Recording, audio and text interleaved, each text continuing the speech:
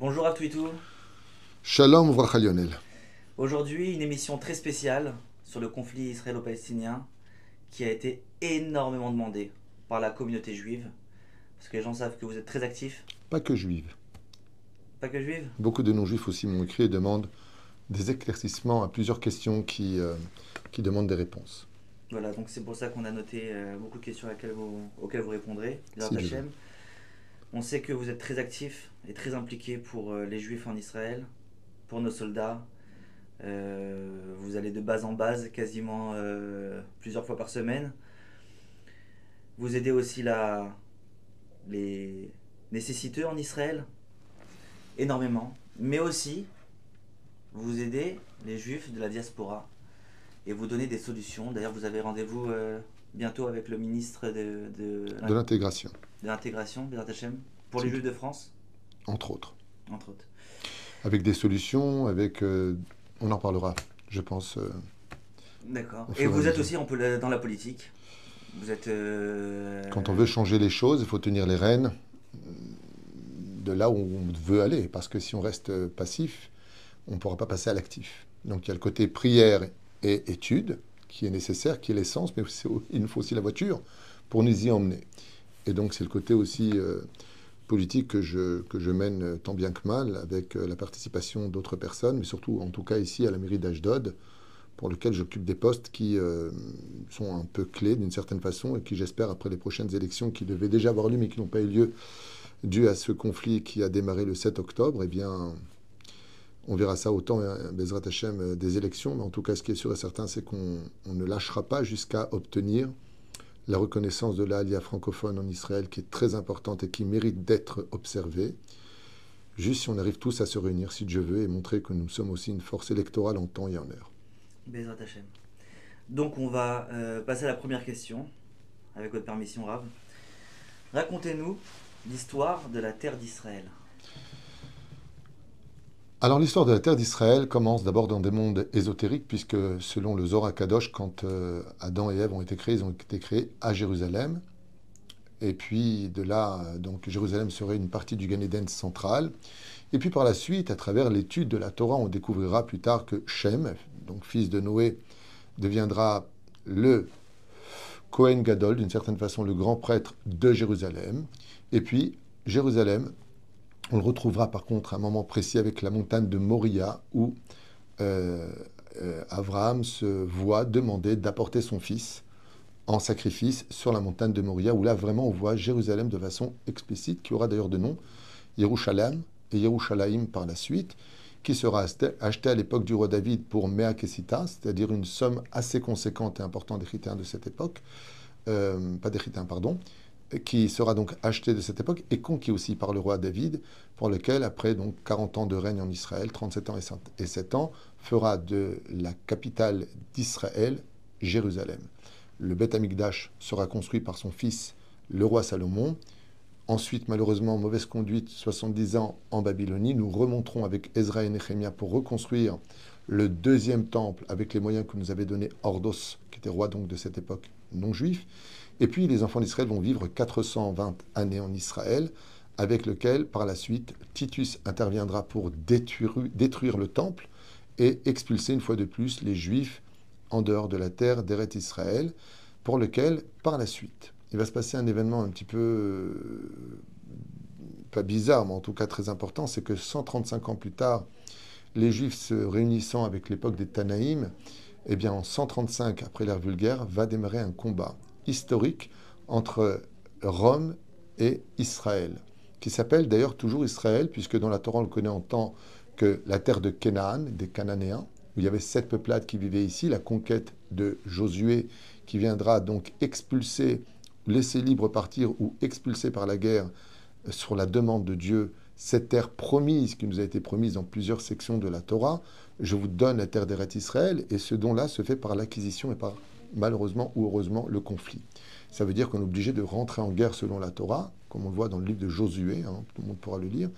Eh bien, cette terre qui deviendra nôtre, dont deviendra les propriétaires à propos de Yoshua bin Nun, et puis après tout ce que je viens de dire dans l'ordre chronologique. Et puis là, il y a en 135 une guerre terrible qui va exploser entre l'empereur de Rome, Adrien, et Bar Korva. Bar Korva, qui est le leader de l'armée d'Israël à cette époque, et un massacre sans précédent qui, selon le Talmud, varierait entre, bizarrement, 4 millions de juifs, ou il y en a qui disent 40 millions à cette époque en Israël, et un bain de sang se découlera de la ville de Bétar jusqu'à la mer Méditerranéenne, duquel nos sages nous disent que si un cheval était tombé dedans, il aurait pu se noyer.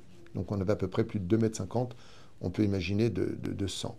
Et Adrien, ayant eu d'énormes pertes avec cette guerre, va décider, comme vous le saurez donc dans l'histoire, de se baser sur le grec des anciennes peuplades qui vivaient sur le littoral d'Israël, et pour falsifier l'identité de ce peuple, n'ayant pas réussi à le vaincre, malgré les massacres opérés par Adrien, va décider de changer le nom des pires ennemis du peuple d'Israël qu'on appelait les Philistins, pendant lesquels on verra dans le livre de Shoftim, Samson va lutter contre eux, le roi David va lutter contre eux. Et d'ailleurs, ce qu'il y a de très paradoxal, c'est que l'histoire se répète un tant soit peu, puisque ce qui s'est passé le 7 octobre avec l'invasion des Palestiniens du Hamas, qui sont venus, il y a eu exactement la même chose qui s'est passé aussi à l'époque du roi David, où le roi David était désemparé, il pleura, il pénétrera le territoire, saccagera tout ce qui s'est passé, ramènera les captifs, comme on peut le constater dans le livre de Shmuel Bet.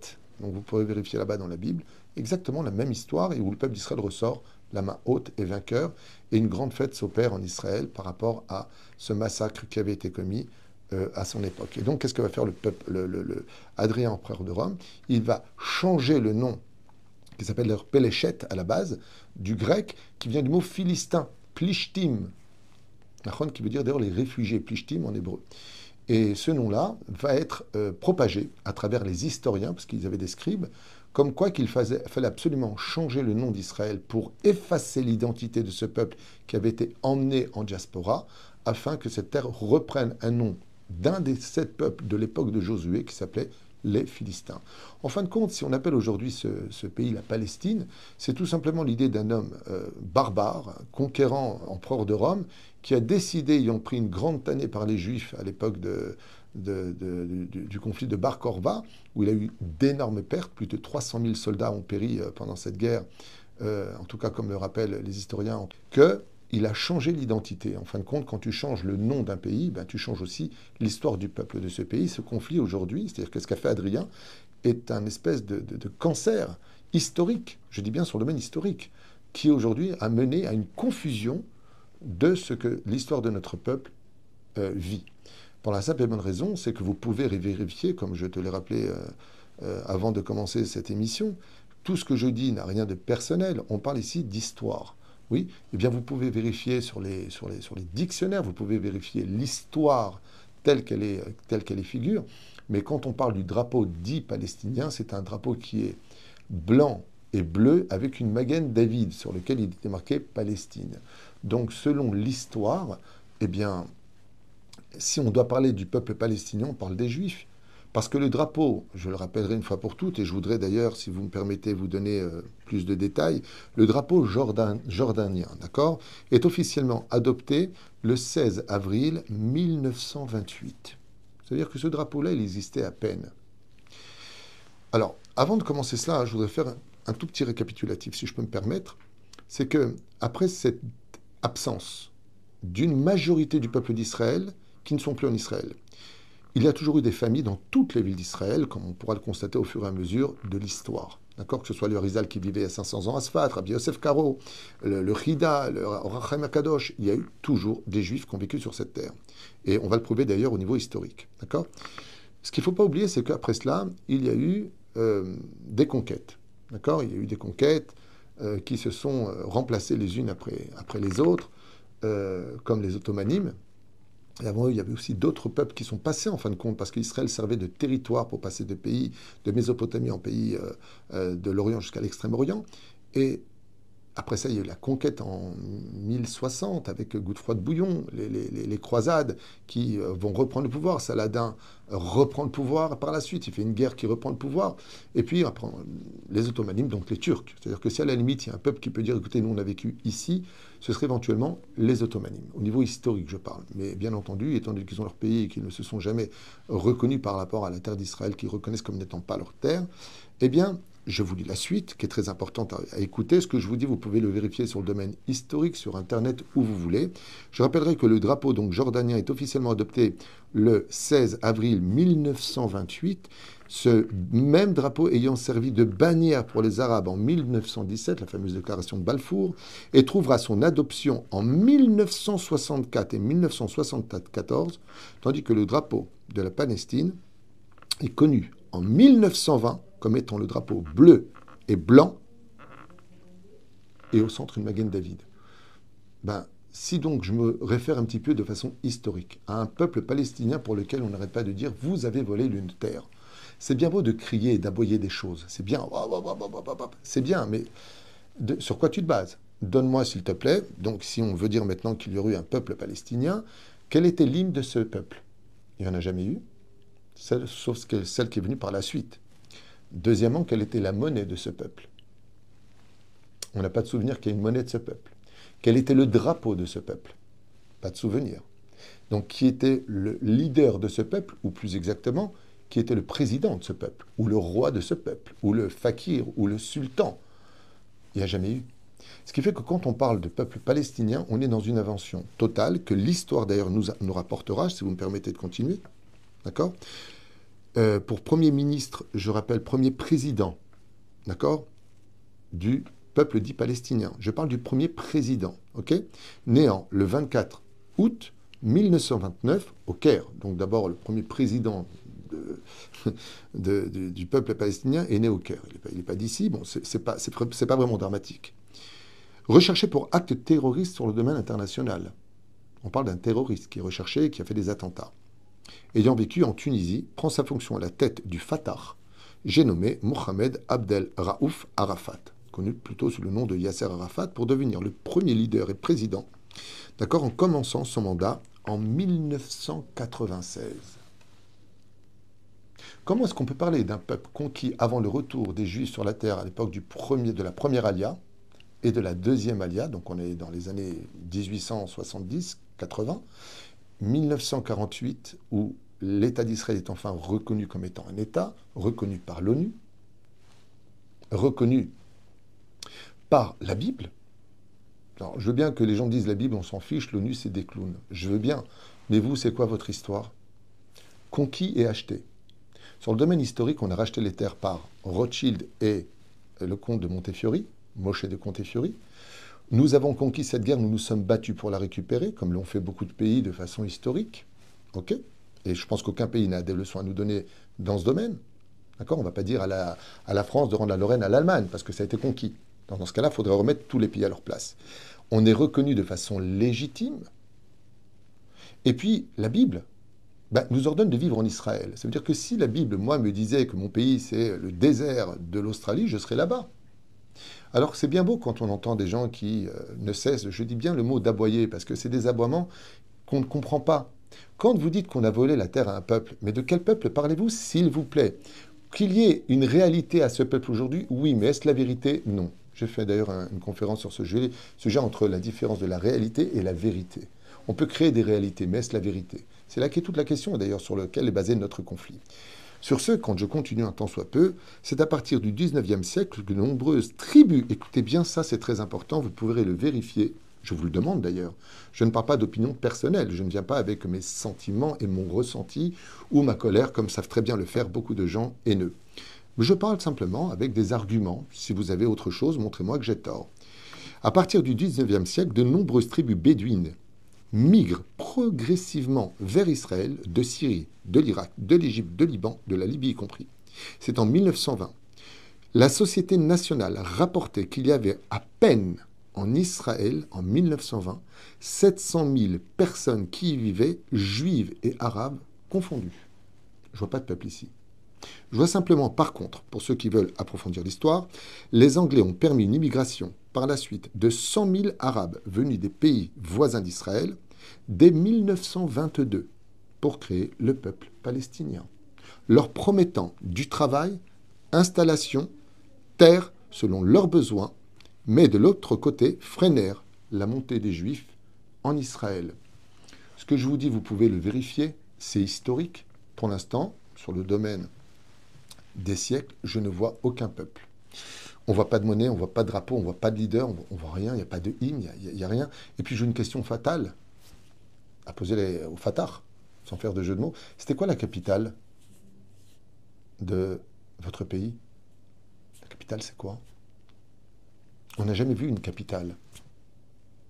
Donc voilà, ce sont des faits historiques pour lesquels, eh bien, le peuple d'Israël, oui, revient sur sa terre comme Dieu le lui promit, par le mérite de Rachel, selon la Bible.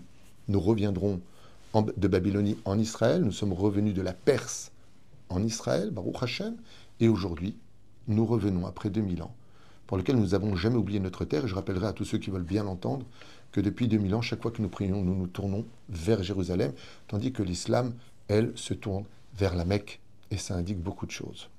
Par exemple, si tu me permets de citer quelque chose de très important à propos justement de cette revendication de la terre d'Israël, j'aurais parlé que dans le Coran, donc je ne m'étais pas trompé la dernière fois, j'en avais parlé brièvement, je dis, parce que j'ai étudié le Coran il y a à peu près 30 ans, j'avais lu le Coran, et je ne me rappelais plus de tête.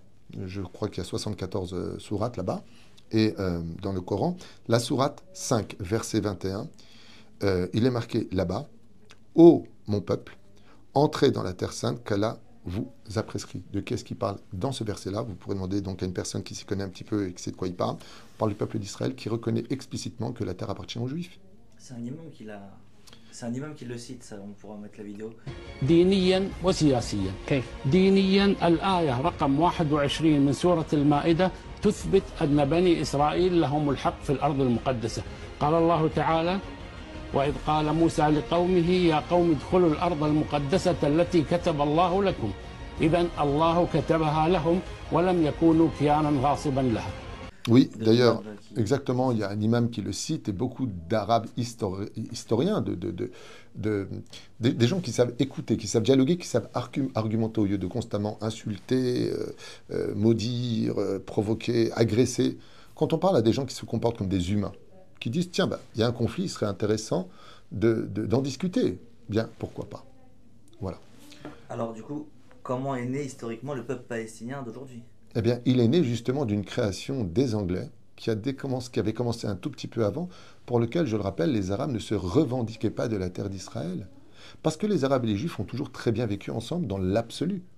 C'est quand Israël a commencé avec le Irgun à renvoyer les Anglais, cette fameuse histoire justement du fameux hôtel de King David, que les Juifs ont commencé à revenir en masse vers leur terre, et surtout par la suite, après malheureusement la Première Guerre mondiale, qui a fait beaucoup de remue au sein du peuple d'Israël parmi les nations en diaspora, donc, et puis la Deuxième Guerre mondiale, qui a orienté les Juifs. Puis je rappellerai aussi autre chose, c'est qu'au fur et à mesure, je rappelle que les Juifs ont été expulsés d'Algérie, ils ont été expulsés du Maroc, et ils ont été expulsés de la Tunisie, ce qui a orienté les Juifs vers la terre d'Eretz Israël. Arrivant ici en masse, eh bien on n'avait pas de problème. Les problèmes réels entre les Juifs et les Arabes, qui travaillaient même dans les kibbutzim, il n'y avait pas de problème dans l'absolu, est venu d'une situation menée par des leaders qui sont restés cachés, puis qu'aujourd'hui apparaissent, comme on appelle les frères musulmans. On en parlera plus tard, parce que j'ai aussi des documents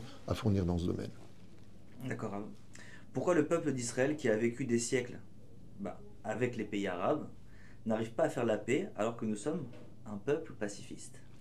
Alors, c'est une excellente question à laquelle j'aimerais répondre, puisque j'ai ici avec moi des documents qui vont justement parler de la paix.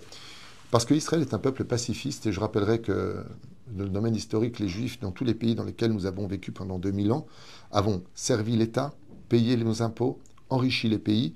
Je ne me rappelle pas qu'on a entendu que des Juifs aient brûlé 10 000 voitures, pillé des magasins, fait du mal. Le peuple d'Israël prie, je me rappelle Kippour, on rentre dans nos synagogues. Je ne me rappelle pas que des Juifs aient agressé ou volé des téléphones ou des montres ou pénétré des maisons pour pour séquestrer des gens. Nous n'avons pas ça dans notre culture et dans notre façon de vivre. On se comporte comme des humains. Donc peut-être que le mot est dur à entendre, mais on se comporte comme des humains sans se faire constamment passer pour des victimes. Que nous ayons été victimes de l'Holocauste, c'est un état de fait, historique, qu'on le veuille ou pas. Mais le peuple d'Israël sait se relever de son problème. Pourquoi? Parce qu'au lieu d'apprendre dans les écoles à haïr l'autre, à maudire l'autre, à conquérir l'autre, nous on apprend à des métiers à nos enfants, on leur apprend à bien parler, on leur apprend une bonne éducation. Donc le peuple d'Israël est un peuple magnifique, où d'ailleurs je rappellerai que nous sommes le 17e peuple le plus heureux du monde, et donc le peuple d'Israël veut la paix. Je voudrais te citer quelques dates, si vous avez un tout petit peu de temps. Voilà. Nous sommes en novembre 1917. La déclaration donc Balfour propose l'établissement d'un foyer juif en Palestine, en Israël. Les juifs de la diaspora souffrant de persécution, donc on revient un petit peu à ce qui s'était passé, disposeraient là d'une terre pour vivre en sécurité. C'était l'idée d'ailleurs de Herzl. C'était sans compter, bien sûr, sans les pogroms organisés par les musulmans au cours des années 20 et des années 30. Pogroms dont la récente stratégie n'est qu'une répétition, car nous avons toujours vécu cela. Réponse, ça a été refusé. Par qui? Par les Arabes. Nous sommes en 1937, commission Peel propose de partager la Palestine, écoute bien le chiffre, tu vas être choqué, en deux. Quelle est la proposition qui est faite? 80% pour les Arabes, 20% pour les Juifs. Les Juifs acceptent. Les Arabes refusent. Ils revendiquaient toute la Palestine, prétestant que les Juifs n'ont rien à faire sur cette terre, qui contredit d'ailleurs leur propre religion. Pourquoi ils ne voulaient pas que les Juifs viennent sur des terres dites musulmanes? Depuis quand les terres d'Israël sont-elles musulmanes? À la limite, ils disent ça aux Anglais qui sont chrétiens. Très bizarre cette façon de décider de l'histoire, d'inventer, très bizarre, mais bon, on va continuer. Lesquels ne sont pourtant pas moins juifs qu'arabes. À la limite, que tu dises que c'est une terre de juifs et d'arabes, allez. Tu vois, tout en étant diplomate. Mais de dire que c'est des terres musulmanes, oui, la France est musulmane, les États-Unis sont musulmanes, Moscou est musulmane. Ça fait partie de la conquête. Mais ça, c'est un autre sujet qu'on verra justement plus tard. Je rappelle qu'en 1948, les Nations Unies voient la création de 2 États. Donc ils proposent, avant de donner à Israël le droit de son indépendance, pour 2 États. De nouveau, les Juifs acceptent, les Arabes refusent. Tout ce que je vous dis, allez le vérifier. Les Arabes refusent la paix.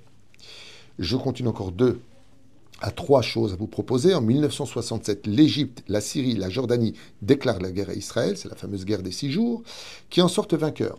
Quand il s'agit d'homme à homme, si tu ne vas pas tout le temps t'en prendre aux enfants, aux femmes, dans les crèches, dans les maisons, voir une femme qui est isolée ou un homme et puis devenir à 3 sur lui, quand il y a une guerre d'homme à homme, eh bien, les choses sont tout le temps différentes. Mais quand tu viens assassiner des jeunes qui sont en train de danser les uns avec les autres, complètement dans l'innocence de la jeunesse, et puis que tu rentres dans des kibbutzim, que tu vois des familles en train de manger avec leurs enfants, et que tu viens couper des têtes et mettre des enfants dans les fours et autres, bon, il est évident que tu risques de gagner, parce que, voilà quoi. Mais de là à s'enorgueillir, je trouve ça un petit peu inhumain, et puis en plus de ça, je sais pas, je pense qu'ici, il y a quelque chose qui devrait être un peu remis en question. C'est tout le temps, on est attaqué comme à Kippour, on était dans les synagogues, hop, on nous attaque. On rentre dans les synagogues, hop, on est en train de prier sous les talits, on nous attaque. Donc il faudrait peut-être qu'il y ait un peu plus de fierté au nom de leurs attaques, dans le sens où viens en face. Voilà, aujourd'hui, ils sont en train de nous tirer dessus, ils nous envoient des missiles, on leur envoie des missiles. Ils nous tirent, on tire. On voit le résultat. C'était pareil en 1967. Mais bon, c'est encore un autre sujet. Pour en revenir en 1967, après cette guerre-là, sur la bande de Gaza, d'accord, écoutez bien. Donc, Israël sort vainqueur et récupère la Cisjordanie. C'est un territoire juif à la base, mais ça c'est encore un autre sujet historique. La bande de Gaza. Aussitôt, le gouvernement israélien ouvre une réflexion sur les territoires à rendre aux Arabes. Très bizarre, je rappellerai que Moshe Dayan va récupérer le moufti de Hébron, qui se sauve par rapport à la guerre des 6 jours, et lui redonne les clés de Marat HaMarpela. Et c'est pareil pour Jérusalem. Ce sont les Israéliens qui eux-mêmes se défendent de cette guerre qui nous est adressée, qui replacent les Arabes et ouvrent les universités à tout Arabe palestinien qui veut venir étudier chez nous, en leur offrant des postes. Ce qui était une erreur. Peut-être, je te parle de faits historiques. D'accord. On propose des postes dans toutes les administrations, les hôpitaux, docteurs, avocats, juges chez nous, jusqu'à juges de la Cour suprême d'Israël, droit de vote, comme tout citoyen israélien, autant de sécurité sociale, les mêmes droits, voire même des représentants à la Knesset, au Parlement, aujourd'hui au nombre de 15, qui les représentent, plus presque 50% du peuple d'Israël, qui appartient à une idéologie gauchiste pro-palestinienne. Donc, quand on parle de paix et de pacifisme, je pense qu'encore aujourd'hui, il y a des manifestations en disant vous allez être trop dur, patati patata, qui jugent une situation pour laquelle on voit bien que ce ne sont pas leurs enfants qui sont là-bas. Donc, résultat des courses, le peuple d'Israël a toujours tendu la main. On est en 1967, la Ligue arabe refuse toute paix avec Israël et toute négociation. Une troisième fois, les Arabes refusent la solution à éventuellement 2 États, qui est une blague, puisque je rappellerai qu'il y a 2 300 000 Gazaouis, qu'on a des villes gruyères comme Hebron, Toul-Karem, Jenin et autres. Il y en a énormément dans tout le pays qu'on connaît, qu'on ne connaît pas pour certains médias, qui sont remplis d'Arabes palestiniens, d'Arabes israéliens, avec des villes côtières avec lesquelles nous partageons la moitié de la ville avec eux, qui sont des Arabes israéliens au nombre de plus de 2 200 000 à peu près, Israéliens arabes. Donc quand on parle de 2 États, j'ai du mal à comprendre au niveau technique comment on peut le créer, parce qu'ils sont déjà avec nous dans nos villes. Tu veux qu'on parle de villes? On peut parler de Akko, Tel Aviv-Yafo, Yafa, qu'on appelle Haïfa, Jérusalem, Jérusalem-Est, et toutes. Il y a plein d'autres villes. Donc tu veux encore une autre ville? Je vais te donner la ville de... là où il y a eu les remue-ménages. Loud. Donc on est partout. À Tel Aviv, il y en a partout. On est déjà 2 peuples pour une terre. Ce que je dis, c'est quantitatif. C'est 2 et 2 font 4. C'est aussi bête que ça. Donc ça veut dire quoi? On sortirait les Arabes 2,5 millions? Je n'ai pas compris comment c'est possible. Surtout que la réponse, vous allez la lire dans la charte tout à l'heure. Mais on continue. Donc en l'an 2000, Bill Clinton, ce fameux terrible accord de Camp David qui a été pour moi une grave erreur, avec Ehud Barak entre autres, propose à Arafat, c'était Yitzhak Rabin, alors Arafat, un État palestinien, avec toute la bande de Gaza, à 94%. C'est-à-dire là, on parle vraiment de réduire Israël. Donc, de 94% de la Cisjordanie et de Jérusalem comme capitale. Leur rêve, ce que tout le monde nous reproche, donnez-leur Jérusalem comme capitale et donnez-leur un grand territoire, une terre pour 2 peuples. Yasser Arafat refuse explicitement. Clinton tente encore de négocier pendant 15 jours. Arafat répond non. Seulement, il continue à refuser, mais il provoque une vague d'attentats suicides tout de suite après ces accords, que vous pouvez vérifier, qui vont faire d'ailleurs 1000 morts parmi les civils israéliens. Ça, c'est historique, ce que je vous dis. Encore une fois, il n'y a rien, il n'y a pas de parti pris. Nous sommes en 2008. Ehud Olmert, président d'Israël, va encore plus loin et propose des terres supplémentaires, par contre à Mahmoud Abbas, qui lui, par contre, refuse sans aucune retenue. C'est toute notre terre, les Juifs n'ont rien à faire ici. Je finis en 2005, après tu passeras à une autre question. Nous sommes avec Ariel Sharon, président, Premier ministre d'Israël, et c'est lui-même qui va déporter, démanteler, écoutez bien, c'est très très dur à dire, les Juifs qui vivent sur la bande de Gaza, voisins des Gazaouis, pour leur donner le contrôle total de centaines d'hectares aux Gazaouis pour créer leur ville, leur structure. On leur donne des armes. C'est Yitzhak Rabin qui fait passer, tu sais combien d'armes? Je n'ai pas le temps, je vais te le dire. 6000 armes dans les mains du Fatah et du Hamas, parce qu'ils parlent de créer une police pour mettre en ordre et de l'ordre à l'intérieur. Donc on leur fait confiance. Ils reçoivent des chiffres que vous pourrez donc montrer éventuellement, des sommes astronomiques, on parle de milliards. Ça veut dire qu'en 2018, que vous ayez juste un petit retour comme ça, ils n'ont pas reçu moins de presque 10 milliards de dollars. 10 milliards de dollars. Et ça, c'est tous les ans. De ce qu'on sait, de ce qu'on ne sait pas, de ce que l'Europe fournit, l'ONU, le Qatar, l'Iran et tous les pays alentours. Chacun participe grandement pour un tout petit territoire à envoyer de l'argent. On s'est posé la question pendant très longtemps, mais où va cet argent? Aujourd'hui, on le voit de nos propres yeux quand on rentre à Gaza. Une ville a été créée en dessous, dans lesquelles tous les missiles sont placés. Une ville pour nous anéantir. 500 km de tunnel. 500 km de tunnel. C'est Paris-Lyon, ça. Mais j'ai pas fini. Il y a l'autre côté que tu montreras, Bezrat Hashem, l'autre côté avec des hôtels de luxe, des centres commerciaux de luxe, et ainsi de suite, laissant la population gazaoui, avec 1 million d'enfants crevés de faim. Les Gazaouis eux-mêmes en témoignent, mais ils n'ont pas le droit de parler sous peine de représailles et de mise à mort. Par le Hamas, qui d'ailleurs lui-même va renvoyer le Fatah. Parce que si vous comprenez bien, il y a 2 présidents. Il y a celui qui dirige le Fatah, actuellement, et il y a celui qui dirige le Hamas. Résultat, au lieu de prendre, alors qu'on a démantelé des maisons d'Israéliens qui vivaient là-bas, et qui ont été mis dans des tentes pendant plusieurs années, c'est le gouvernement d'Israël, avec l'armée d'Israël, qui font partir nos Israéliens de ce lieu dans lequel vivaient des centaines de familles, des yeshivot, il y avait tout ce qu'il fallait. On leur laisse cela.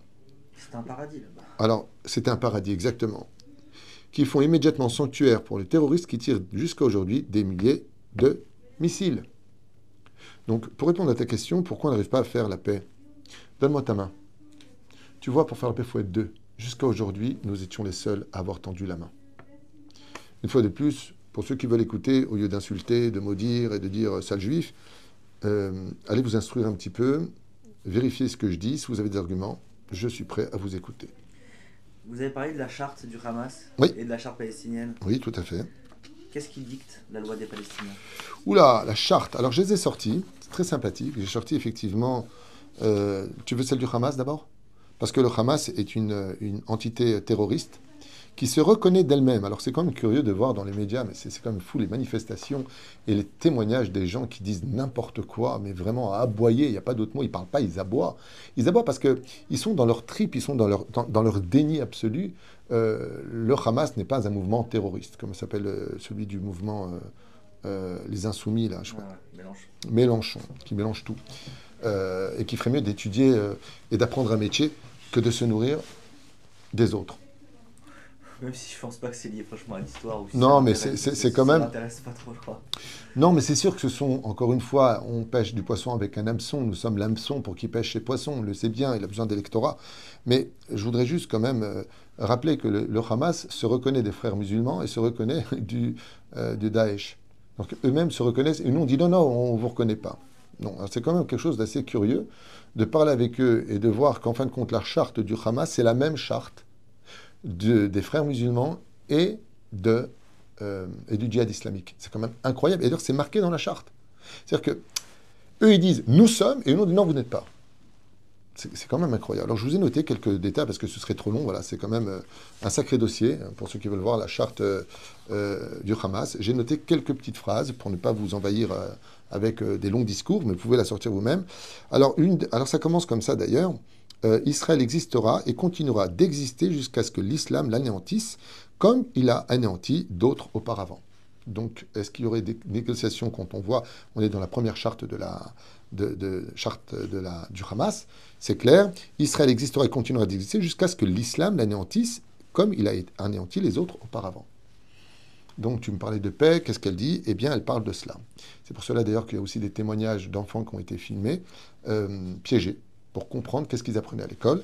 On leur apprend que les Juifs ont volé leurs terres, que les Juifs sont les enfants du Satan, que nous sommes des pédophiles, que nous sommes des brigands, des porcs, et que c'est une mitzvah pour eux, une ordonnance divine de nous anéantir, sur lesquels on leur apprend d'ailleurs, si jeunes, à se servir d'une Kalachnikov, et même de mourir avec une ceinture explosive, s'il le faut, au nom de Allah, pour rejoindre le jardin d'Éden. Voilà ce que témoigne. Je t'ai donné ces vidéos, tu pourras les montrer si tu le veux. Donc une préparation, je vous dis encore autre chose, une préparation sans discontinuité,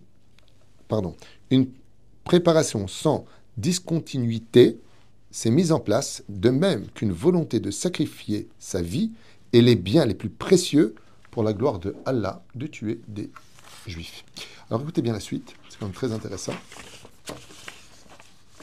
C'est pas marqué de tuer des Juifs, on parle du sioniste, c'est la même chose. Sioniste et Juif, c'est la même chose, même s'il y a des Juifs qui sont anti-sionistes. Ça peut arriver.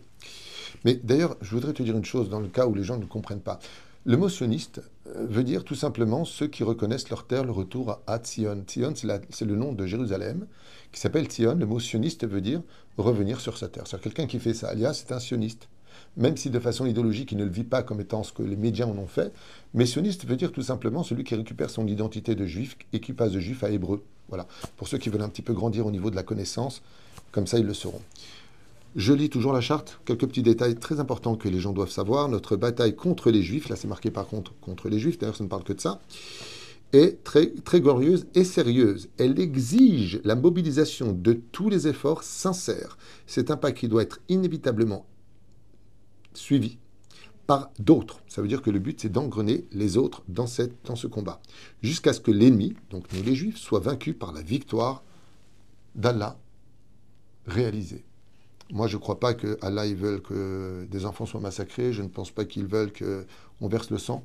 Je ne crois pas que le miséricordieux, comme il l'appelle, demanderait ce genre de choses. Je ne pense pas. En tout cas, il y a beaucoup d'imams qui prônent pour le même langage que je viens de dire. Ce n'est pas du tout ce que demande l'islam.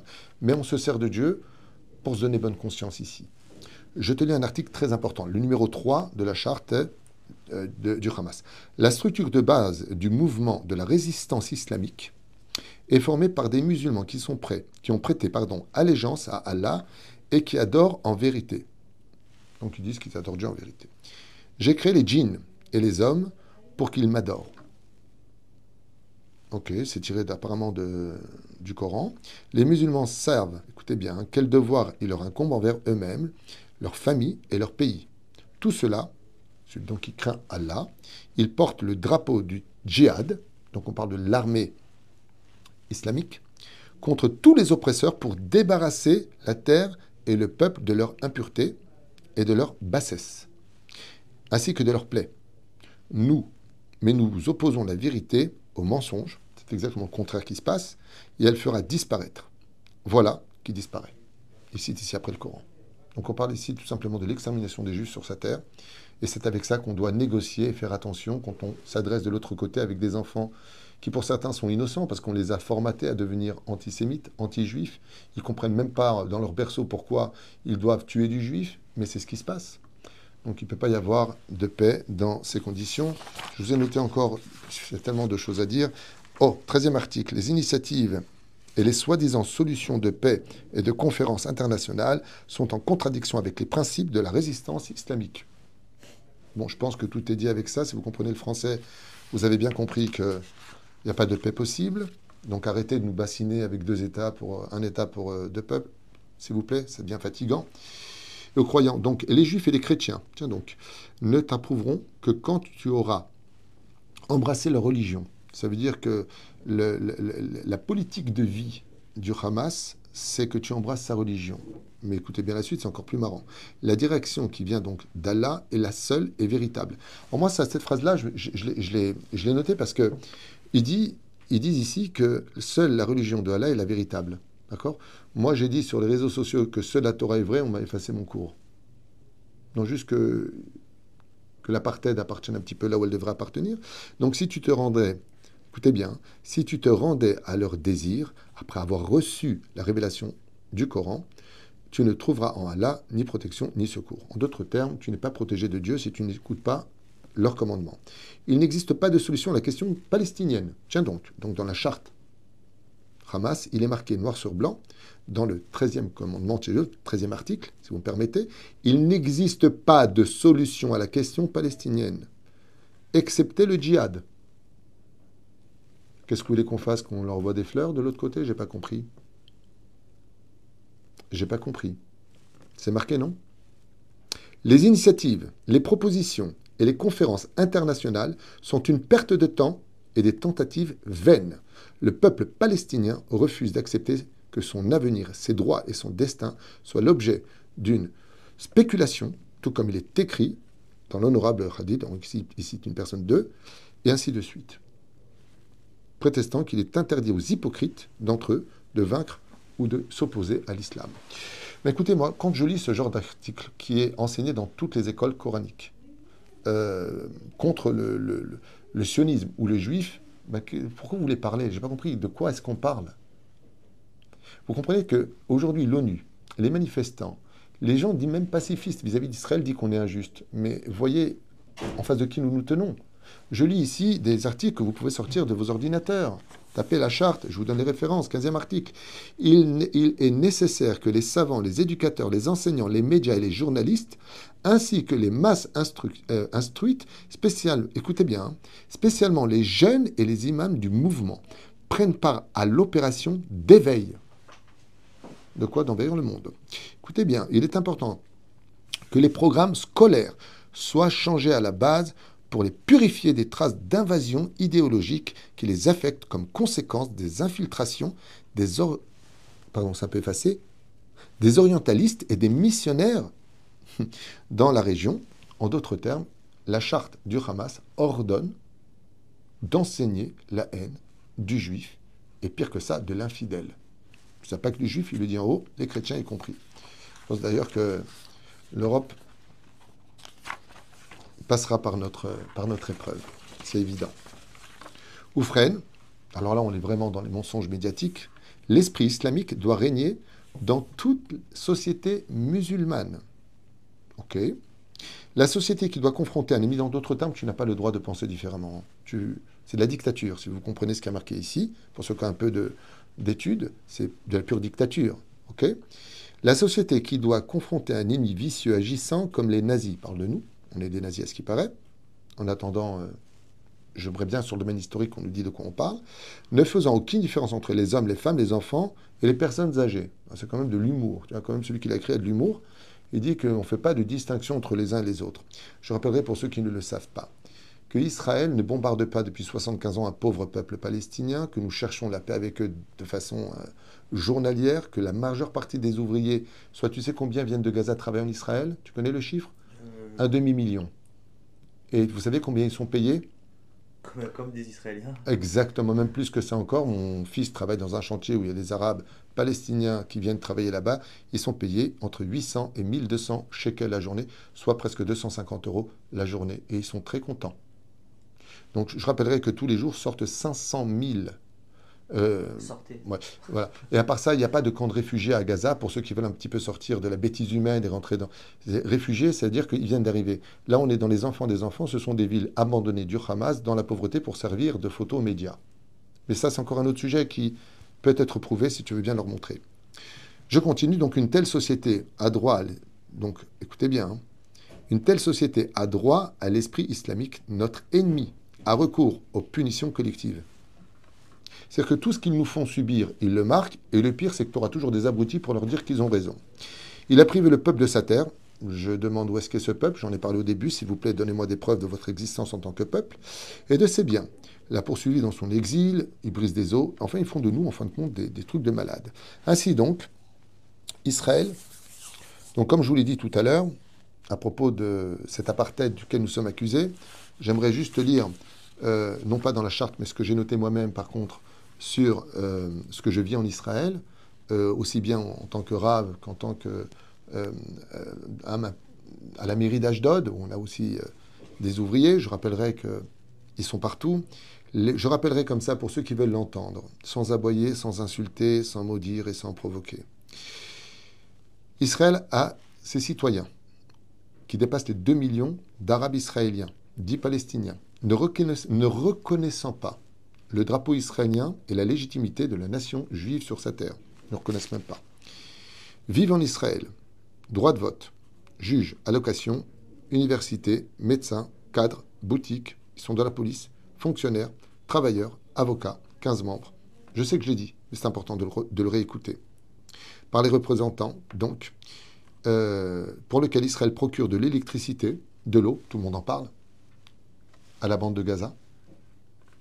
Factures d'ailleurs qui n'ont jamais été réglées malgré les milliards versés à l'autorité dite palestinienne. Hormis les armes qui leur ont été données, je rappellerai à tout le monde que les Arabes circulent librement dans nos villes. Vous allez à Jérusalem, dans l'économie Tel Aviv, ici ou ailleurs, Netanya, vous voyez à Eilat, partout où vous allez, les Arabes circulent librement dans toutes nos villes. Par contre, nous ne pouvons pas rentrer dans un seul de leurs territoires, et si le cas était fait, nous serions lâchés comme ça s'est passé à maintes et maintes reprises. Je ne vous ai pas noté les dates. On a eu le malheur de se tromper, et personne n'était là pour nous sauver. Je rappellerai à tous qu'à propos de l'apartheid, tous les documents ou services sociaux israéliens, ainsi que les rues, les agglomérations, sont toutes marquées en hébreu en anglais et en arabe. Pas une seule rue des territoires occupés par les Arabes dans notre pays. Alors je sais que cette phrase va certainement fâcher, mais aucun, que ce soit tout le Kerem Jenin ou même des banlieues comme Hebron, aucune de ces rues n'est marquée en hébreu. Eux ne marquent en arabe. Voilà, juste que vous sachiez que l'apartheid, il n'est pas de notre côté à nous, mais qu'il est du leur. Quand vous parlez d'une prison à ciel ouvert, encore une fois, vous êtes dans le mensonge. Ce n'est pas une prison à ciel ouvert. Ceux qui les ont mis en prison, ce sont le Hamas, pour lesquels ils n'ont pas le droit ni de s'exprimer, ni de sortir, ni de parler sous peine de mort ou de torture terrible, que tout l'argent qu'ils ont reçu, ont laissé des bidonvilles pour les faire passer pour des réfugiés. Pourquoi? Pour la simple et bonne raison, c'est que vis-à-vis de l'ONU, ils ont le droit à avoir plus d'argent.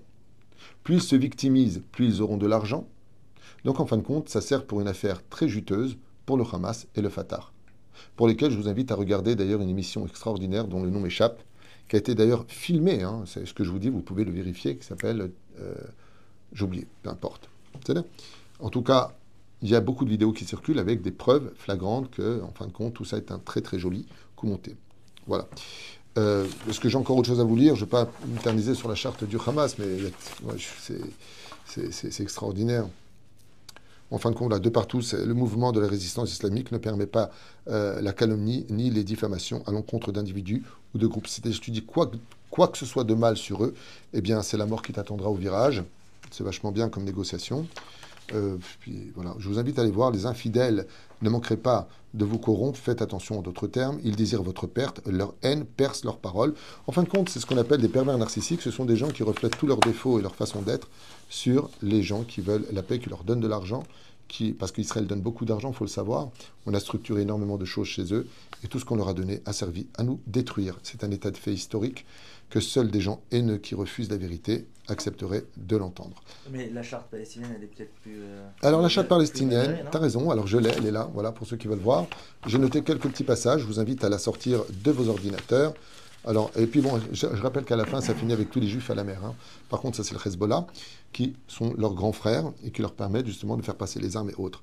Alors, le peuple arabe palestinien, on parle de peuple arabe, alors c'est très, très, très intéressant. D'ailleurs, j'ai noté plusieurs choses qui m'ont beaucoup surpris, c'est qu'ils utilisent la démagogie dans leur...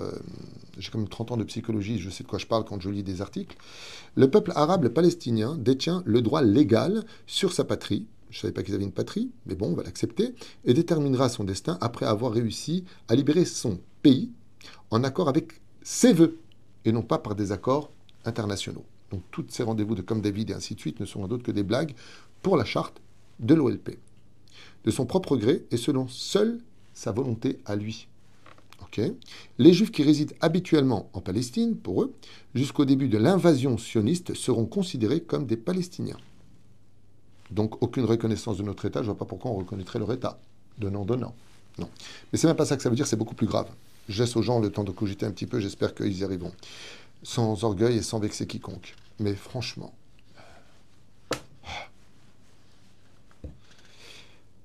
la lutte armée est la seule voie menant à la libération de la Palestine. Je répète cette phrase, c'est l'article numéro 9 de la charte palestinienne, l'OLP. La lutte armée est la seule voie menant à la libération de la Palestine. On parle de paix ici? Non, ils sont exactement comme la charte du Hamas. Alors là, tu vas voir quelque chose qui va souvent apparaître, que je t'ai noté, regarde. La libération de la Palestine, la libération de la Palestine, la libération de la Palestine. À partir du moment où tu lis ce genre de choses, c'est vraiment que nous sommes des voleurs, des occupants, les terres occupées. Cette démagogie marche, il faut le savoir. Ça marche. Tu sais, quand tu dis à quelqu'un... On voit bien. Voilà, on le voit. Alors, les articles sont très intéressants à lire, je vous propose de le faire.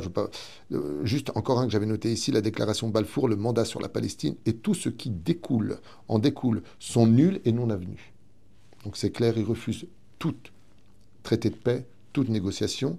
Les prétentions fondées sur les liens historiques et religieux des Juifs avec la Palestine sont incompatibles avec les faits historiques et avec une juste conception des éléments constitutifs d'un État.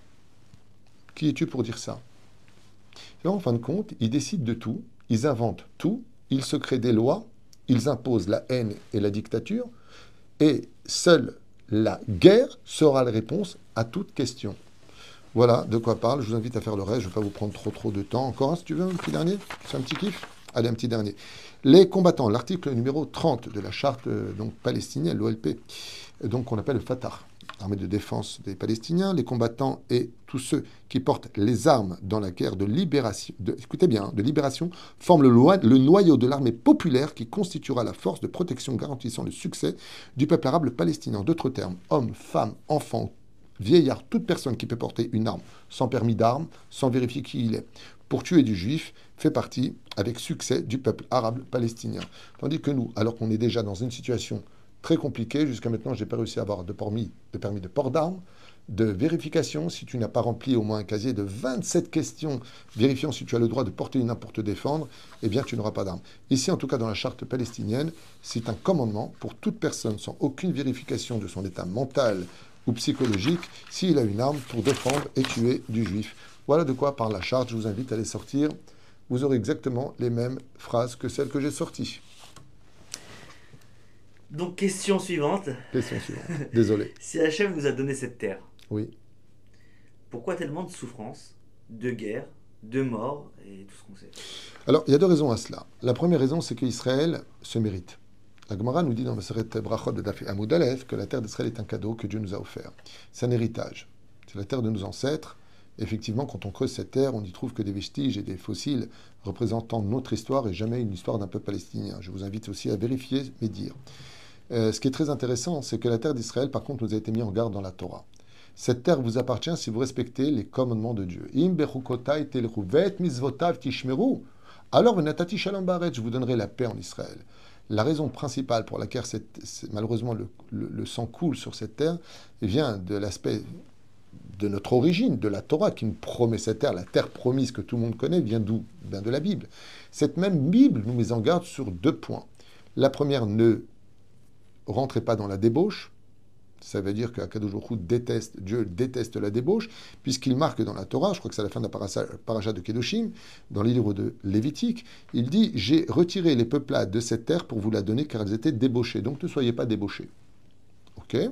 La deuxième chose, c'est que la terre d'Israël est attachée à une mitzvah très particulière, celle de deux mitzvot exactement très particulières, celle de la hardout, de l'union, c'est à cause de la haine gratuite, il y a 2000 ans que nous avons été expulsés, et donc si on se hait les uns les autres et qu'on perpétue ce lachon hara, on crée des brèches qui laissent rentrer nos ennemis et verser notre sang.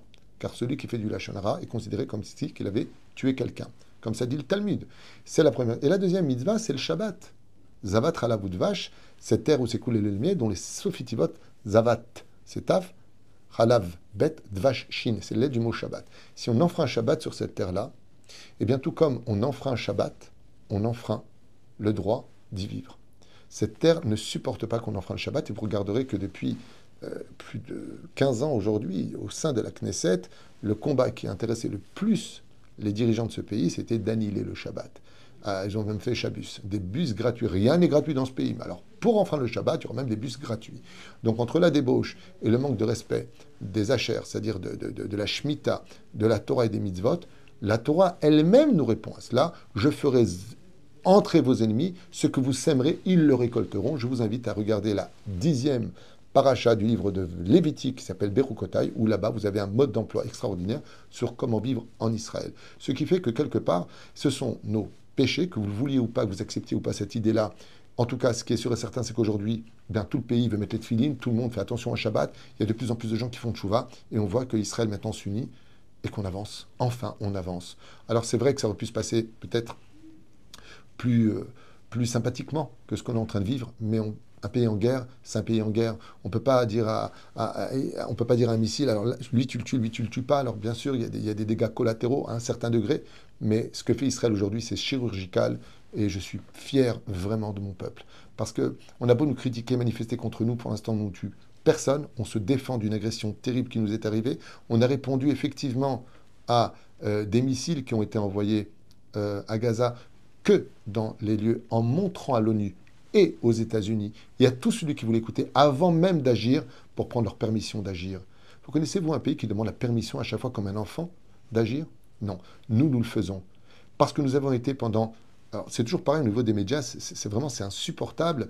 Ça fait 50 ans que vous les bombardez. Mais de quoi vous parlez? D'abord, pourquoi vous parlez? Vous ne connaissez rien.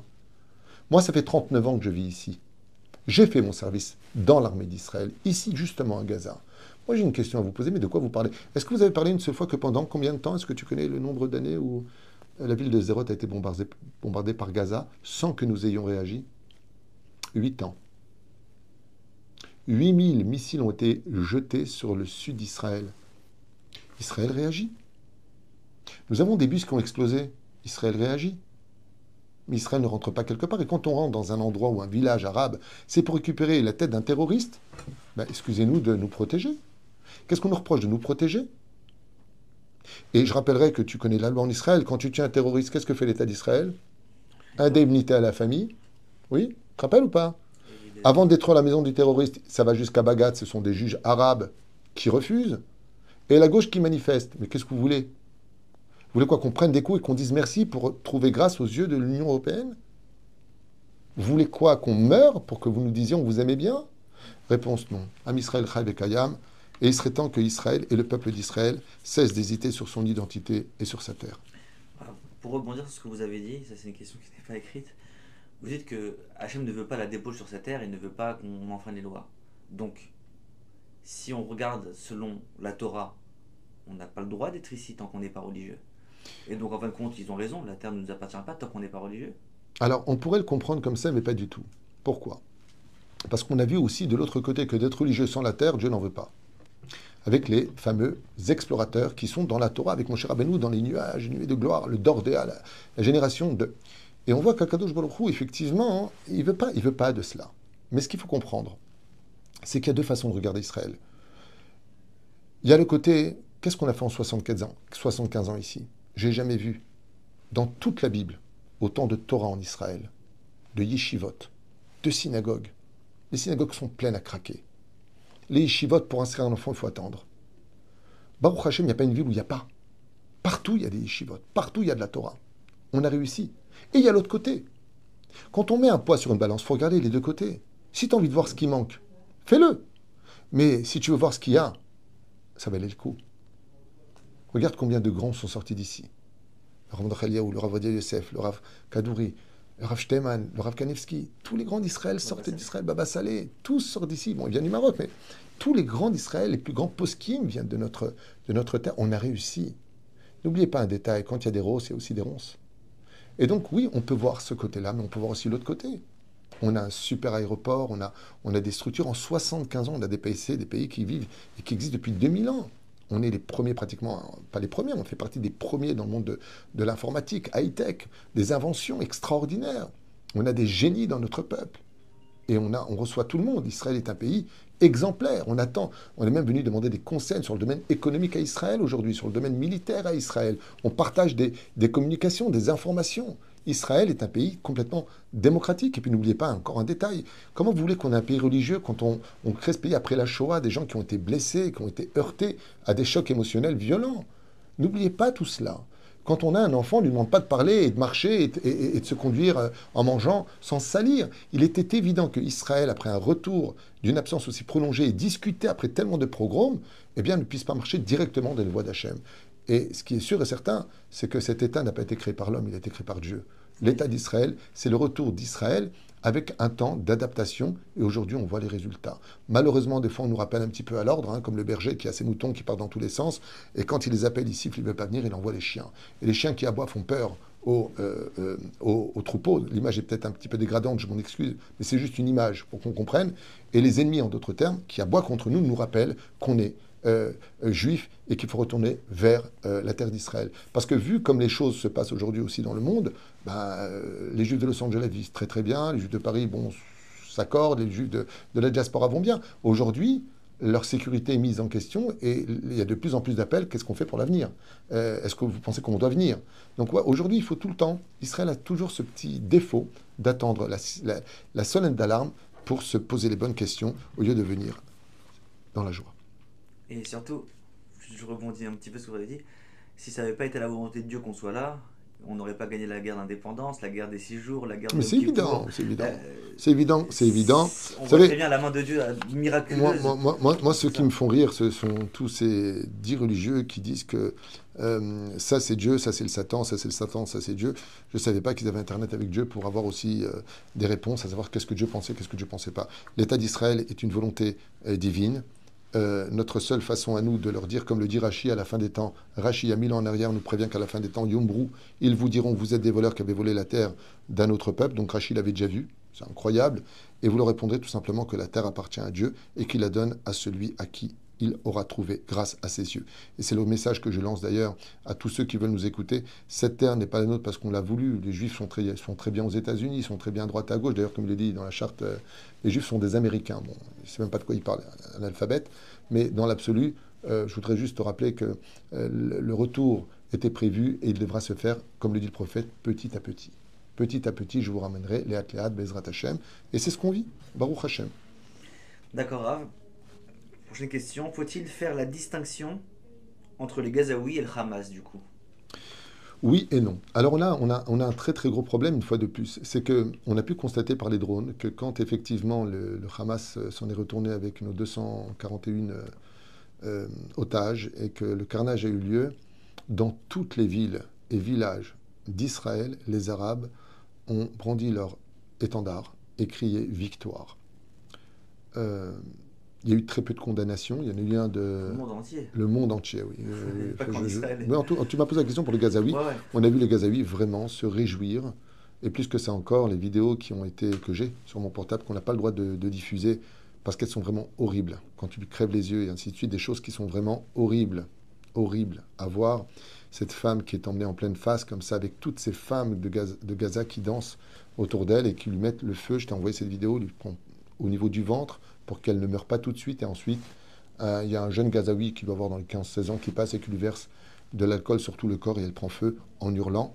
Sur la place de Gaza, ils sont très nombreux à regarder cette scène. Personne n'est dégoûté, tout le monde a le sourire. Donc moi, je ne sais pas si les Gazaouis sont tous ou pas dans la même situation. Ce que je sais aussi, c'est qu'on a des témoignages de pas mal de Gazaouis qui disent que le Hamas les a mis en prison, que le Hamas les torture, que le Hamas leur viole leurs enfants. Donc voilà, il y a aussi des témoignages de ce côté-là. والله الإدارة ما هي صح لأنه إحنا على الجهتين ماكلين الهوا، الشعب اللي ماكل الهوا مش الحكومات اللي ماكله. فيش عدل لا فوق ولا تحت، فيش عدل. كل الناس هنا في فوق وفي تحت الأرض. يعني 5% أقول أو 10% اللي معاهم فلوس. إمكانية يمكن في ناس بيستفيدوا من مؤسسات من كذا. والله الجهتين الحكومتين، حكومة فتح وحكومة حماس، لأنه مش جهتين مش لا هم حكومة ولا حاجة. الوضع في غزة طبعا اللي مسيطرين على غزة اللي هو حكومة حماس هي المسؤولة عن الوضع في كله كلام فاضي. هذه مسرحية اتألفت من سنة 67 وعمالين بمرسوها. والضحية الشعب الفلسطيني. Mais c'est très compliqué et confus de répondre pour la simple et bonne raison, c'est qu'ils n'ont pas le droit de s'exprimer. Le Hamas, c'est une dictature qui règle les choses par la violence. Donc c'est un peu compliqué. Alors nous, on voit les images. Qu'est-ce qu'on voit des images? On va voir des images d'enfants. D'ailleurs, ces enfants, vous verrez qu'ils jouent un rôle très important. Très, très important. Je ne sais pas si vous comprenez, il y a 2 300 000 Palestiniens sur la ligne. Ok, il y a 1 million, autant d'enfants que d'adultes. Il y a des choses qui ne vont pas au niveau des chiffres, qui sont d'ailleurs assez choquants. J'aimerais d'ailleurs dire aux informations, pour ceux qui veulent écouter ce que j'ai à dire, bien sûr, c'est que tous les chiffres que vous donnez aux informations internationales sont les chiffres produits et donnés par le Hamas. Les plus grands menteurs, manipulateurs de l'histoire. Comme ce missile de ce fameux hôpital pour lequel nous avons été condamnés et hurlés dans tous les sens, qui a été lancé par eux et qui fait demi-tour dans l'hôpital. On annonce tout de suite après, le Hamas annonce 1000 morts. Donc les médias se régalent. Israël est condamné. En fin de compte, c'est pas 1000 morts, c'est 500 morts, c'est 400 morts, c'est 300 morts. En fin de compte, c'est entre 10 et 50 morts ou blessés, on n'est même pas sûr, parce qu'il est tombé dans le parking. Il n'a même pas touché l'hôpital. Donc voilà, quand on constate, et ça a été filmé, ça a été emmené à l'ONU le reconnaît, les États-Unis, c'est-à-dire qu'on est face à quelque chose où vraiment c'est dramatique. Alors qui aujourd'hui est du Hamas? Je vais te répondre, on ne pourra jamais le savoir, pour la simple et bonne raison, c'est que le Hamas n'est pas une identité, mais une idéologie. Et donc pour mettre fin au Hamas, si tu regardes les manifestations mondiales, ils sont tous pro-Hamas, donc c'est tous le Hamas. Parce qu'à partir du moment où tu soutiens, tu soulèves l'étendard de quelque chose pour lequel tu ne condamnes même pas le massacre. Ok? Pire encore. Pire encore. Est-ce que quelqu'un s'est posé la question comment vont les bébés? Vous voyez les enfants palestiniens, vous vous êtes posé la question comment vont les bébés nos otages? Est-ce que la Croix-Rouge, qu'on appelle la Croix-Rouge, soi-disant neutre, est partie voir comment ils vont? Est-ce qu'on a des nouvelles? Est-ce qu'on nous a posé la question, est-ce qu'on a enterré nos morts? Vous savez que jusqu'à aujourd'hui, on est loin d'avoir enterré tous nos morts. Vous savez pourquoi? Ils sont méconnaissables. On n'arrive pas à savoir qui ils sont.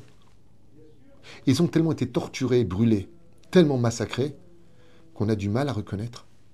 Est-ce que quelqu'un s'occupe de ça? Est-ce que quelqu'un pose la question, comme tu entends toutes ces personnes qui, devant la télévision, à qui je souhaite de vivre leurs propres commentaires. Alors, 1500 morts du côté juif et 5000 selon le Hamas du côté... selon Hamas, mais vous allez vous bouffer le Hamas. Le Hamas, c'est des manipulateurs qui veulent l'argent qu'ils leur aient donné. Il y a des vidéos que je t'ai transmises par les Arabes du Hamas eux-mêmes qui le disent. C'est un truc de fou. Ils disent n'importe quoi et les journalistes prennent toutes les informations. Mais en donnant des informations qui viennent du Hamas, ça veut dire que tu cautionnes le Hamas. Et si tu le cautionnes, ben c'est que tu l'es. La question, c'est pas de savoir est-ce que les Gazaouis sont du Hamas. La question est de savoir qui soutient l'idéologie du Hamas. Parce que toutes ces personnes-là s'identifient au Hamas. Et non seulement ils le disent. Comme cette vidéo de cette femme musulmane, bon, ça fait peut-être partie du jeu. Il y a aussi peut-être des juifs qui ont joué à ce jeu-là. Moi, je trouve ça déplorable. Et qui dit, je me demande si l'enfant qui a été mis, le bébé, dans le four, est-ce qu'ils ont mis des frites avec? Est-ce qu'ils ont mis du sel ou du poivre avec? Non seulement il n'y a pas de regret, non seulement il n'y a pas de question, non seulement il n'y a pas d'humanisme, mais c'est plus que de la haine. C'est plus que de la haine. J'ai pas de mots. Quand j'ai vu cette vidéo-là, je ne savais pas si je devais pleurer, rire, je ne sais pas. Je ne sais pas comment on doit réagir. Parce que ça démontre à quel point nous ne sommes rien, combien nous sommes haïs de ces mêmes personnes qui en fin de compte, après la Shoah, où ça a pris un peu plus de temps, là je pense que c'est passé beaucoup plus rapidement à la vérité, la vraie identité de chacun qui nous entoure, en réalité, aujourd'hui, est démasquée. Je pense que c'est l'avantage qu'on devrait en ressortir. Nous, on n'a jamais fait de mal. On ne fait pas de mal. On se défend. Alors, c'est vrai qu'il y a peut-être des morts. On recherche les terroristes. On fait attention. On prévient la population. On essaie de leur dire partez par là parce que la population, je te rappelle, dite palestinienne de la bande de Gaza, nous a informé que, de façon officielle que le Hamas leur empêchait de partir. Ils ont besoin d'eux comme bouclier humain. Mais pourquoi ça, personne n'en parle? Et pourquoi, quand on en parle, ça passe tellement vite? C'est là qu'est tout le problème. C'est comme avant-hier. 50 morts sur la plage à Gaza. C'est ça qui a été dit dans les informations. Alors que c'est des Palestiniens qui ont essayé de fuir le nord vers le sud, qui ont été tués par le Hamas. Absolument. Mais, 50... mais on a d'autres témoignages que quand le Hamas veut faire des photos qui sont absolument... terribles, ce sont eux-mêmes qui massacrent leur population pour prendre les photos et les mettre dans les grands journaux pour que ça crée et attise la haine des musulmans dans le monde, car comme ils le disent dans leur charte, ils veulent amener tout l'islam à une guerre de conversion et de active et de conquête. Donc concrètement, Raph, comment devrait réagir Israël face au Hamas? Je pense qu'on ne peut pas faire mieux que ce qu'on fait. Je pense qu'on ne peut pas... aujourd'hui, on est obligé de pilonner parce que je ne sais pas si vous êtes au courant, mais encore hier soir, les sirènes ont retenti au-dessus du ciel d'Ashdod, par exemple. On a reçu, je crois, 7 missiles qui ont été intercédés grâce à Dieu, Baruch Hashem, par Kippat Barzel. Donc, on est bombardé. Et c'est quand même incroyable qu'avec tout ce qui a été pilonné, tout ce qui a été détruit, on reçoive encore des missiles. Tel Aviv a été bombardé il y a 2 jours. Donc la guerre n'est pas finie. C'est une bonne guerre. Ils nous bombardent, on les bombarde, et puis on verra qui gagnera à la fin. Mais comment on doit réagir? On ne peut pas faire mieux que ce qu'on fait. Il faut savoir une chose, c'est que les unités d'élite israéliennes, on a aussi des pertes chez nous. Il faut savoir, tout est piégé.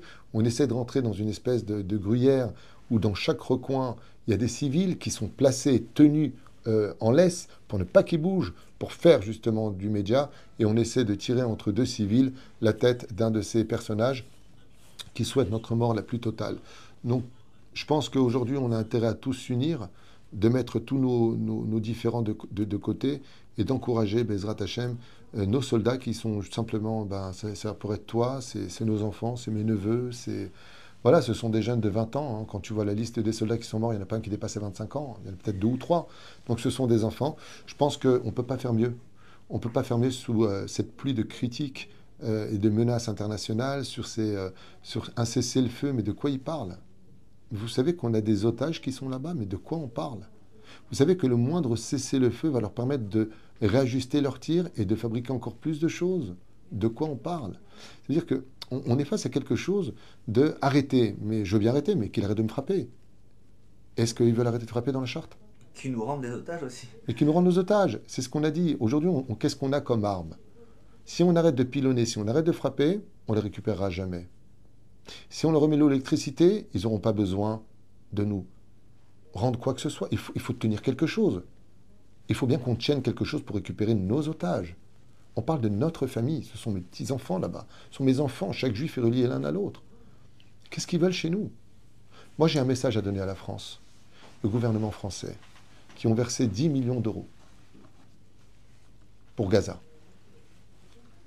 Et qui vont être, à mon avis, encore une fois, utilisés à mauvais escient. Il y a plus de 200 000 SDF en France. Des gens qui ont réussi dans leur vie et qui ont été frappés par le malheur. De se retrouver à la rue. Occupez-vous des gens qui sont chez vous. Et si vous vous occupez de tous les musulmans qui seraient persécutés dans le monde, alors allez voir au Soudan. Allez voir dans les pays africains. Allez voir ailleurs. En Chine, 1 million de musulmans dans les camps. Oui, mais ça n'intéresse personne. Ça n'intéresse personne. Parce que ce n'est pas l'homme qui intéresse. Ce n'est pas le musulman au nom de Allah qui intéresse. C'est là où il y a du juif que ça intéresse. Et toute la charte est basée sur le juif. Qu'est-ce qui vous chagrine le plus aujourd'hui, Rav? 2 choses. Moi, personnellement, il y a 2 choses qui me chagrinent énormément. Ceux qui sont morts, ils sont dans les mains d'Hachem. Ils sont morts parce qu'ils étaient juifs. Selon le Zohar, ils sont montés directement dans la lumière de Dieu, de Baruch Hachem. Je suis peiné, mais ils sont morts. Donc on prie, on fait des Teilim. Ce qui m'attriste le plus, c'est de savoir qu'il y a une jeune fille qui s'appelle Daphna, qui a 14 ans, un enfant de 9 ans, de 17 ans, des bébés qui pleurent, qui n'ont ni amour, ni... Les couches, peut-être qu'elles datent d'1 semaine. Voilà quoi, qu'est-ce qu'on en a fait? Ces jeunes femmes qui sont si belles dans leurs mains. Les terroristes qui ont été arrêtés ont dit qu'elles ont été violées à maintes et maintes reprises, qu'elles servent pour la prostitution dans les mains du Hamas. C'est ça qui m'attriste le plus. Après que nous perdions des soldats, ça fait partie de la guerre. J'ai de la peine, beaucoup de peine, mais on ne fait pas d'omelette sans casser des œufs, ça doit arriver en espérant que ce soit très limité, grâce à Dieu, avec une telle préparation qui nous attendait. Baruch Hashem, les pertes sont quand même assez limitées, parce que Dieu nous protège. Nos soldats font un bon travail, mais Dieu est avec nous. Et eux-mêmes le témoignent. Il y a beaucoup de vidéos sur les miracles qu'ils vivent à Gaza. Beaucoup de miracles qui apparaissent. Donc voilà, moi, ce qui me peine le plus aussi aujourd'hui, et ce qui m'inquiète profondément, c'est la situation des Juifs de diaspora. Quel est le message que vous avez à leur transmettre alors du coup? Alors moi aujourd'hui, j'aime pas transmettre simplement des messages. Il y a quelques années de cela, j'avais lancé un message disant que les Juifs devaient se préparer à l'IA, que tout cela arriverait un jour. J'ai été donc interdit de pénétrer dans les synagogues, condamné par les rabbinimes de France. Après, j'ai retiré cette vidéo, donc j'ai eu un langage avec eux leur disant et leur protestant qu'aujourd'hui, vous estimez que... Parce que ce qui se passe en France, c'est que les rabbins restent pour la communauté dit les rabbins sont là, pourquoi on part? Donc qui va partir le premier? Aujourd'hui, c'est plus Allah Akbar, c'est Aliyah Akbar. C'est la grande Aliyah qui se prépare. Maintenant, la question, c'est que c'est bien beau de dire venez en Israël. Ok, mais je fais quoi moi en Israël? J'ai 50 ans, j'ai des enfants, j'ai une femme, j'arrive à l'aéroport. Qui va venir me chercher? Où est-ce que je vais aller? Quel travail tu vas me donner? Attendez, c'est bien beau de dire monte. Mais monte où? Comment? Beaucoup de gens ont essayé de monter en Israël, sont repartis. On ne peut pas l'ignorer. La vie est beaucoup plus facile quand tu connais la culture, la langue et que tu as tes repères et ta famille que là où tu dois aujourd'hui conquérir à un âge incertain des choses incertaines. C'est très dur de vivre en Israël si tu n'as pas d'argent. Tout est hors de prix. Donc c'est très compliqué. Je comprends très bien cette situation. Et c'est pour ça d'ailleurs que je me suis moi-même calmé avec la Aliyah. Quoique j'ai quand même demandé le Bet Canada, c'est-à-dire pour les prochaines élections, oui, j'ai travaillé déjà dessus pour demander que le Bet Canada, qui est le centre d'intégration, on donne des studios et des appartements à prix extrêmement bas pour permettre une intégration beaucoup plus facile. J'avais parlé avec les personnes compétentes pour justement orienter un travail plus professionnel avec lequel je devais m'asseoir. Bon, la guerre a tout arrêté. Et donc aujourd'hui, comme tu as pu le constater dans le bureau tout à l'heure, on va fixer rendez-vous avec le ministre de l'intégration pour mettre en application des moyens, même si l'argent principal sert aujourd'hui pour l'armée et ses besoins. Je voudrais quand même, j'ai des idées que je vais donc émettre, Bezrat Hashem, pour pouvoir donner des réponses aux Juifs qui voudront monter en Israël par rapport à la situation, parce que je suis très inquiet. Je suis vraiment très inquiet pour leur sort, parce que je sais d'une chose certaine, c'est qu'ils ne pourront pas compter sur les services d'ordre, qui eux-mêmes ne s'en sortent pas, ils interdisent une manifestation.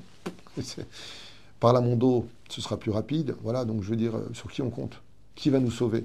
Si ce n'est que Dieu, la Torah et les mitzvot. C'est pour ça que mon conseil, tu m'as demandé un message pour les Juifs de diaspora. La Gemara nous dit Torah et bonne action, qui est vraiment mamash, qui prennent sur eux d'être shomer mitzvot, shomer shabbat, qui fassent très attention à eux. Et par contre, pour tout celui qui pourra monter jusqu'à ce que je puisse annoncer officiellement, après des accords conclus avec le ministère de l'Intégration, si Dieu veut, eh bien, donner des solutions. Parce que de dire venez, venez, vous êtes en danger, mais je viens où? Je fais quoi? Je fais quoi de mes gosses? Je fais quoi? J'ai mon travail, j'ai ma maison. Attends, je la vends. C'est pas dans mes mains, je ne suis pas Dieu. Mais ce que je peux dire par contre, c'est que celui qui peut le faire, je lui conseille de le faire. Rav, dernière question. Allez, dernière question. Comment voyez-vous la fin de ce conflit? Il y a deux options. Vous savez, à chaque fois, on attend la Géoula, on attend le Mashiach. On a vécu ça avec Pessar du Covid-19. On était certains, pour beaucoup de monde, 90% du peuple d'Israël était en effervescence avec ce Pessar qu'on attendait comme étant la rédemption finale. On ne l'a pas eu. De dire que, pour moi, personnellement, est-ce que c'est le démarrage vraiment de la Géoula? Oui, je le dis ouvertement. Je pense que vraiment, ce 7 octobre est la première brèche qui laissera laisser apparaître enfin la lumière du Mashiach qu'on attend tellement. Je pense que ça aboutira à quelque chose de grand. Parce que de toute façon, après ce qui s'est passé et le vrai visage des nations du monde dans leur hostilité sur l'antisémitisme, ça ne peut pas continuer, ça ne peut pas se calmer stable comme ça. Ce sera toujours latent. Donc je pense qu'il y aura un changement. Ce qui m'inquiète, c'est que s'il n'y a rien après ça, qu'il n'y a pas de Géoula proprement dit, donc de rédemption finale et la venue du Messie, moi ce qui me fait très très peur, c'est l'après. L'après vis-à-vis de qu'est-ce qui va se passer sur la bande de Gaza dans l'absolu. Parce qu'Israël, dans sa conscience, toujours à jouer les bons samaritains, ils vont reconstruire, d'ailleurs déjà un projet qui est en train de se réaliser avec les États-Unis, de reconstruire la bande de Gaza. Il y en a qui disent que pendant 1 an, ils vont essayer de bien voir quelle est la situation. Est-ce que après éradiquer le Hamas, ils vont réinstaller des Palestiniens? Je ne sais pas, mais ce que je sais, c'est que s'il n'y a pas de Géoula, ça sentira très mauvais, parce que le gouvernement rendra des comptes, il sera obligé de donner sa démission, qu'il le veuille ou pas, parce qu'il y aura une remise en question du peuple, même si Bibi Netanyahu aujourd'hui s'est réveillé un petit peu. Je trouve que avant ces événements, il n'y avait pas trop de gouvernement, on avait un gouvernement un peu fantôme, qui avait du mal à se mettre en place, et en même temps attardé par les erreurs du gouvernement précédent, anti-Torah et anti tout ce que tu veux, donc il fallait remettre un petit peu, c'est un gouvernement qui est tout neuf, donc il était fantôme, et de l'autre côté, il fallait lui laisser le temps, mais ça ne se passait pas spécialement bien. Enfin, pour moi, je parle en mon nom, on n'a pas l'impression qu'il y avait vraiment un gouvernement en place. Là, par contre, on voit qu'il y a un gouvernement en place, avec des apparitions, avec des explications, avec des actions qui sont mises en application.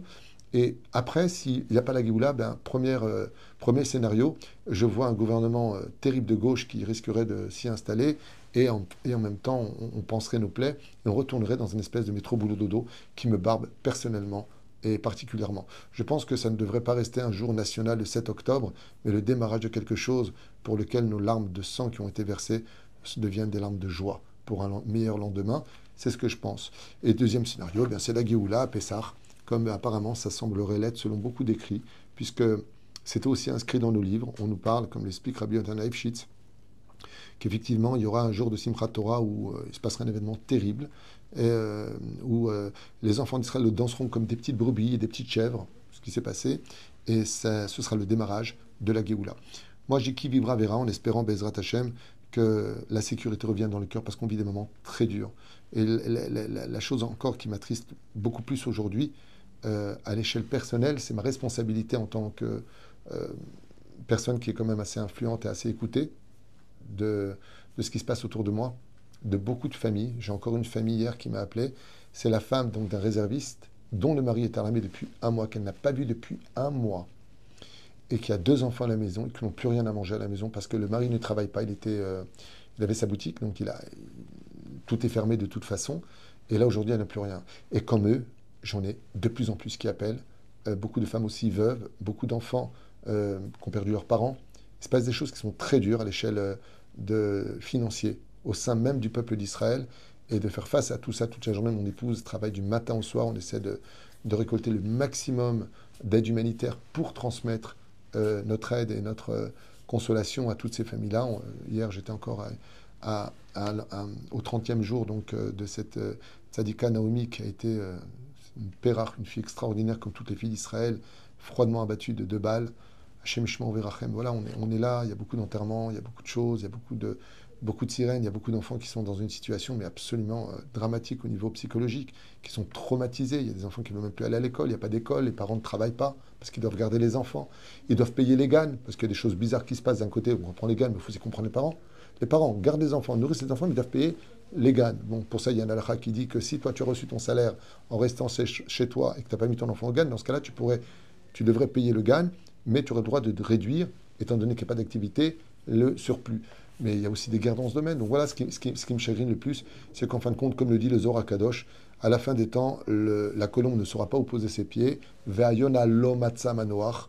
Elle n'a pas où se poser ses pieds. Et c'est vrai qu'aujourd'hui, le peuple d'Israël, même s'il penserait à déménager, il ne sait même pas où aller, quoi.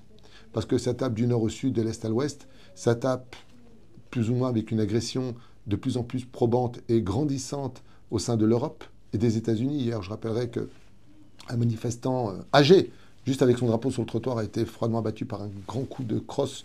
En réalité, pas un coup de crosse, c'était un gros portable d'un grand coup dans la tête. Il est décédé à l'hôpital suite de ses blessures. Voilà, cette jeune fille extraordinaire de Lyon qui rentre chez elle, coup de couteau dans le ventre. C'est ça qui m'inquiète. Ce qui m'inquiète, c'est qu'Israël perde confiance, Israël perde sa fierté, Israël perde son sourire. Et malgré toutes les difficultés, on doit rester serein parce que Dieu est là, Dieu nous protège. Et d'autre côté, pose-toi bien la question, est-ce que toi aussi tu fais ce que Dieu il attend de toi? Et je ne profite pas de cette situation pour parler de la Teshuvah, mais on fera tous Teshuvah à la fin des temps. C'est promis par le Talmud, c'est promis par nos sages. Même si une partie ne fera pas de Teshuvah, il marque le quête dans Sanhedrin, savoir ce qu'on devra ou pas faire Teshuvah. Mais ce qu'on sait, c'est que la Torah a toujours été le meilleur ami du peuple d'Israël et il serait temps qu'on devienne son meilleur ami aussi. Merci beaucoup, Rav. Bracha, Batzlacha.